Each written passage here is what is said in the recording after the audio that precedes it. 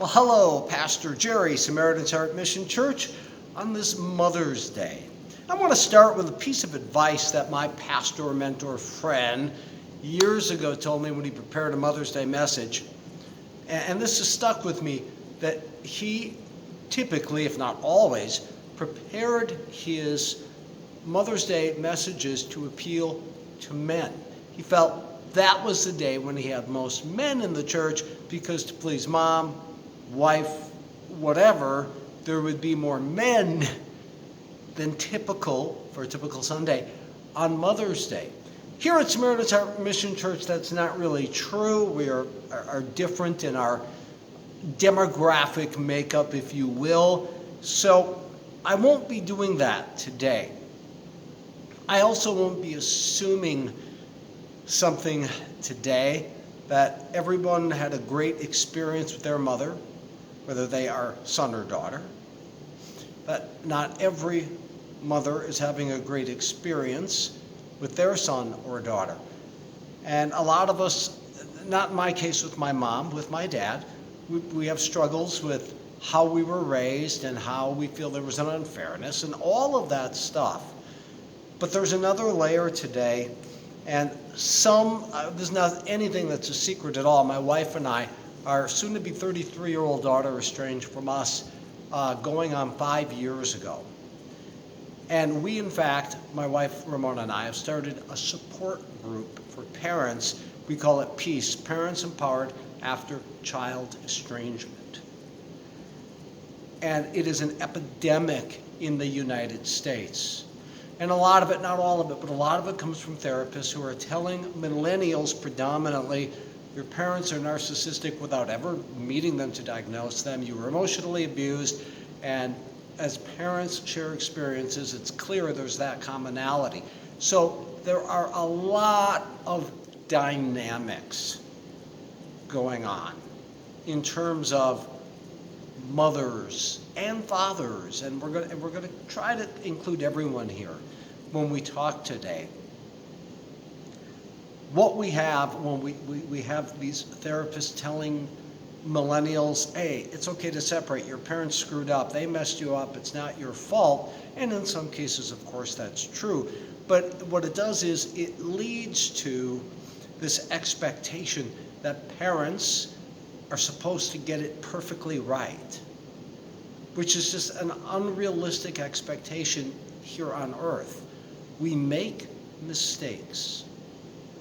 And this estrangement movement is just further magnifying that notion.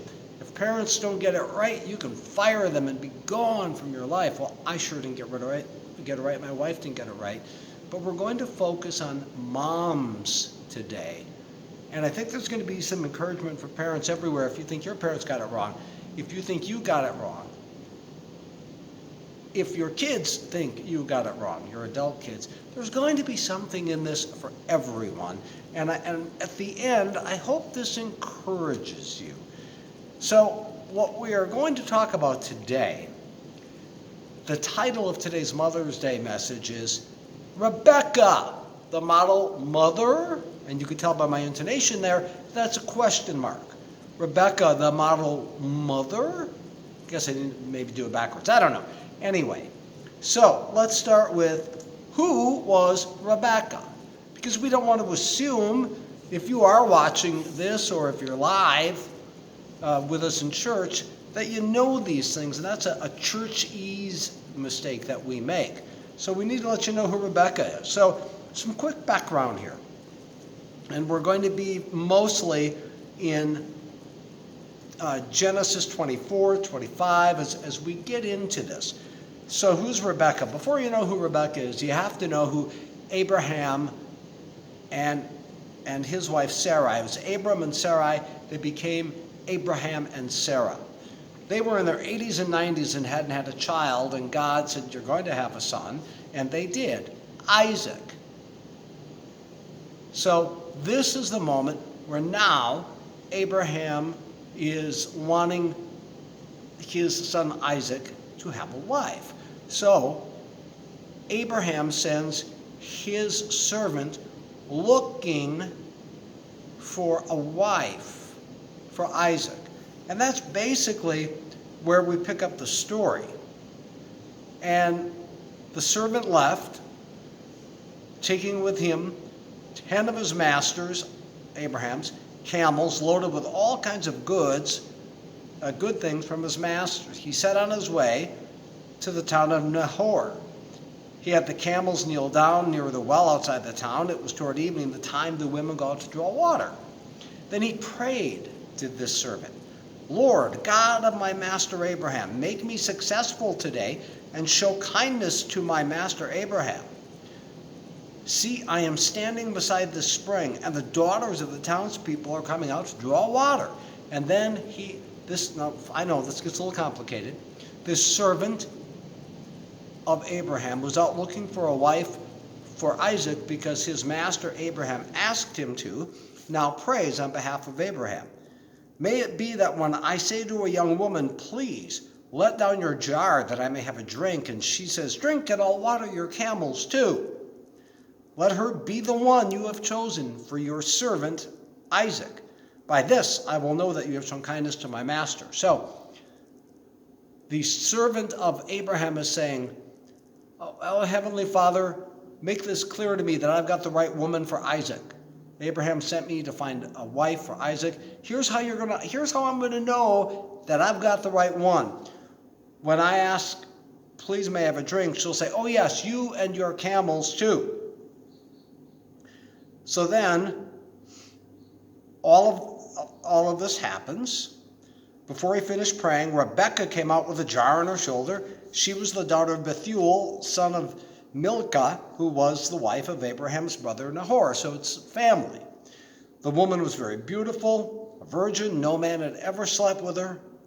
She went down to the spring, filled her jar, and came up again. The servant hurried to meet her and said, please give me a little water from your jar. Drink, my lord, she said. And she handed him the jar. But then she also says, drink and I'll water your camels too. So I drank and she watered the camels also. Boom. That was the sign that he was looking for. She's the one. She's the one.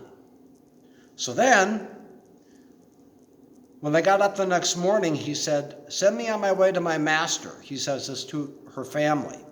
But her brother and her mother replied, let the young woman remain with us 10 days or so, then you may go with her.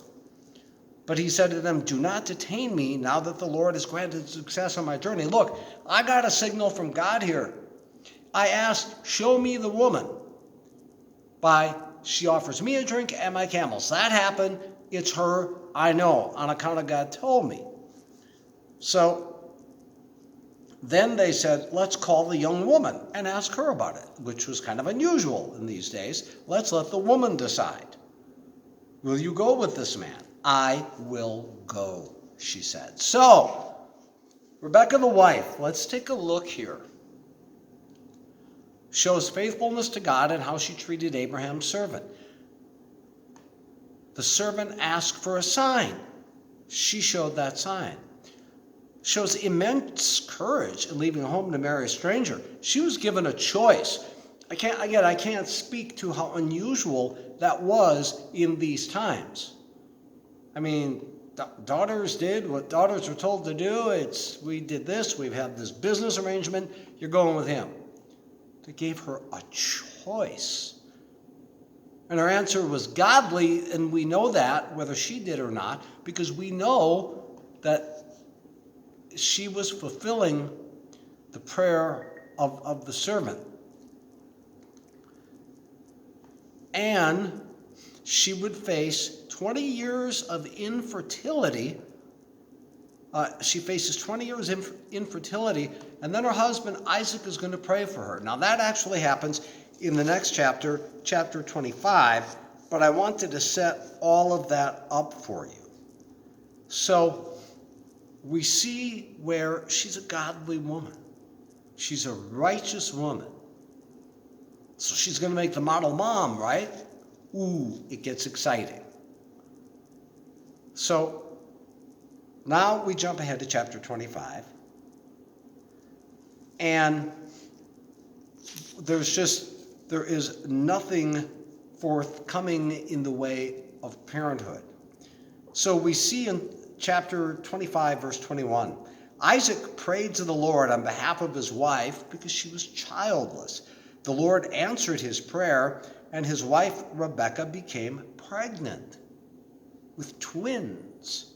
The babies jostled each other within her, and she said, "Why is this happening to me?" So she went to inquire of the Lord.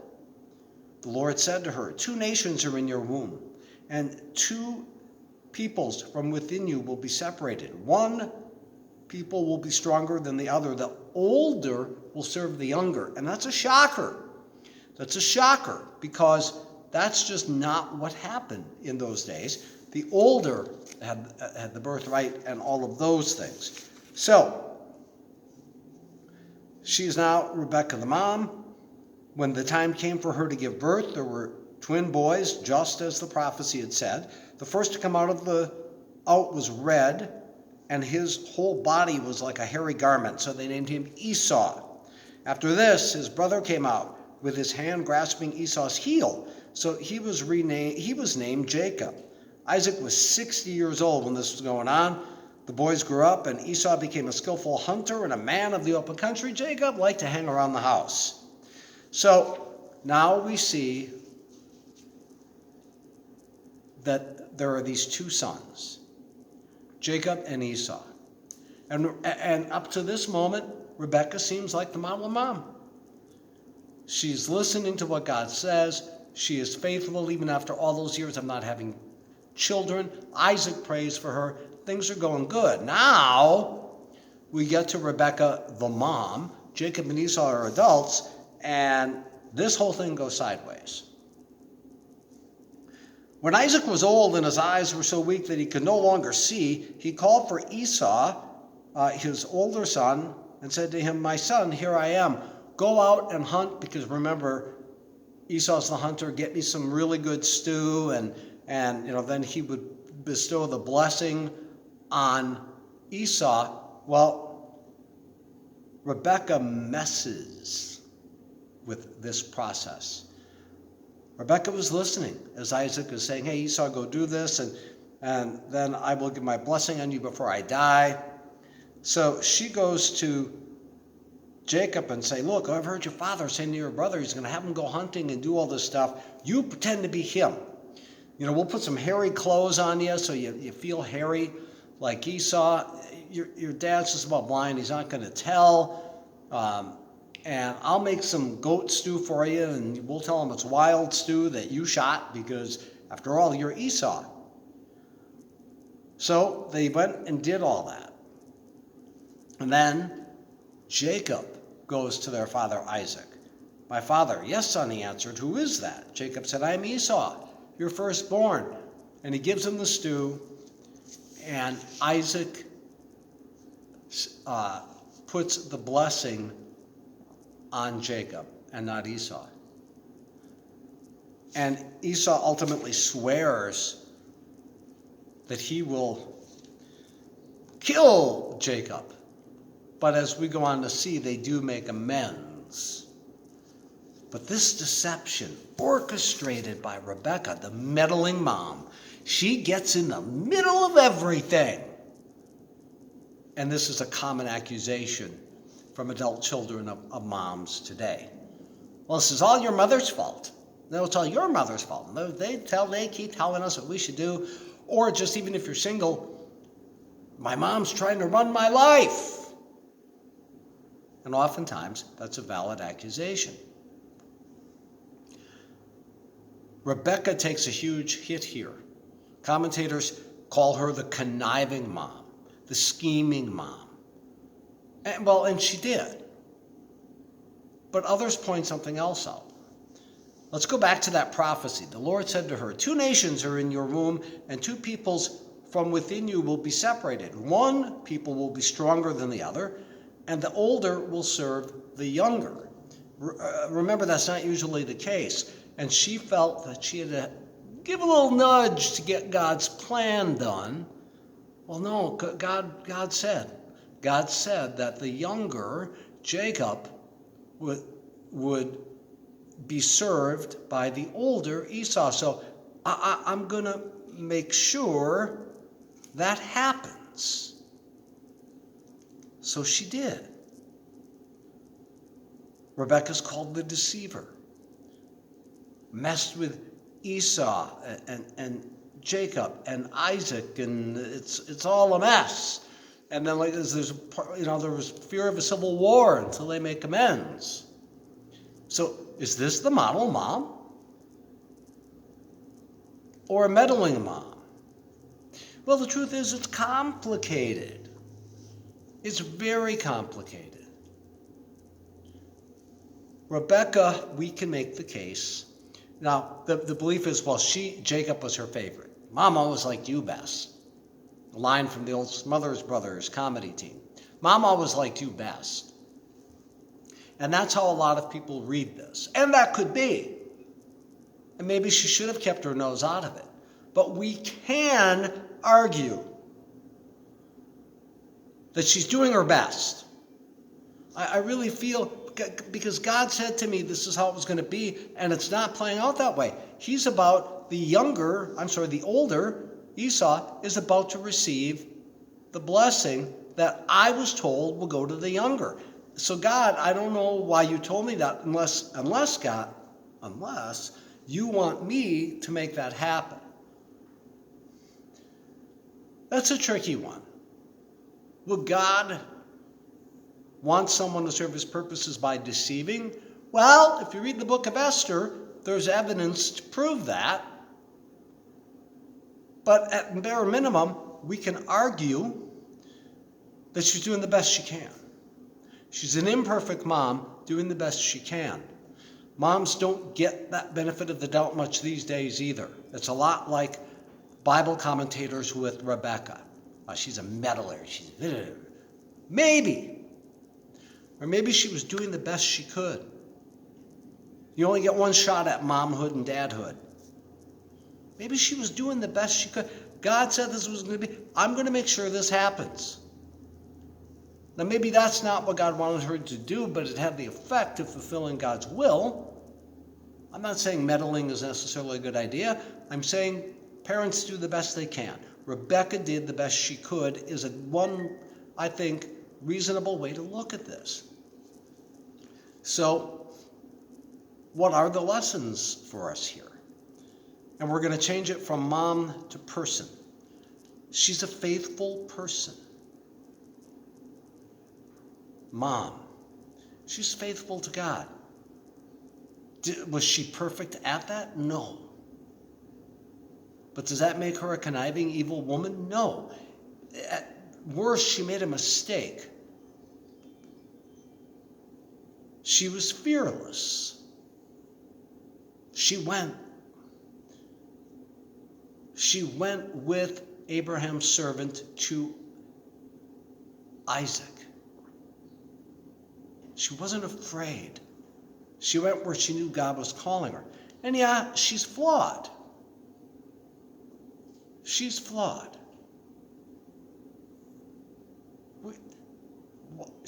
It took 20 years for her to become pregnant.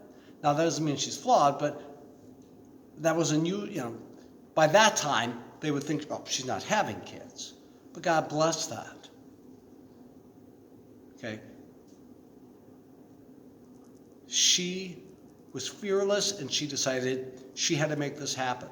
Okay? We can argue forever whether that was the right or wrong thing. She's flawed. She's perfectly human, just like us. So on this Mother's Day, whether you're a mom, a dad, we're all daughters and sons. I think there's a lot we can take from the story of Rebekah. We're really hard on her. Bible commentators are really hard on her. Moms and dads are being judged extremely critically these days, in often cases, instead of Bible commentators, it's therapists that our kids go to. Your parents are awful parents. Your parents do this without ever meeting. Okay? And look, some people were really bad parents, even if their hearts were in the right place. So I don't think that we should condemn Rebecca based on their single act any more than parents or people in our lives should be condemned for making mistakes. That's not what God calls us to. We don't get to cancel people. We don't get to unfriend them like on Facebook. And that's why I said there's something for everyone. Rebecca did the best she could. Not everybody does. But grace, mercy, forgiveness. So if you're harboring feelings like that toward your mom, grace, mercy, forgiveness. If you're an adult mom or dad with kids that have decided you don't deserve to be in their lives, grace, mercy, forgiveness, even if you never reconcile, or if it's just other interpersonal relationships. Is Rebecca the model mom? Yes and no and yes. Just like the rest of us. Have a blessed Mother's Day.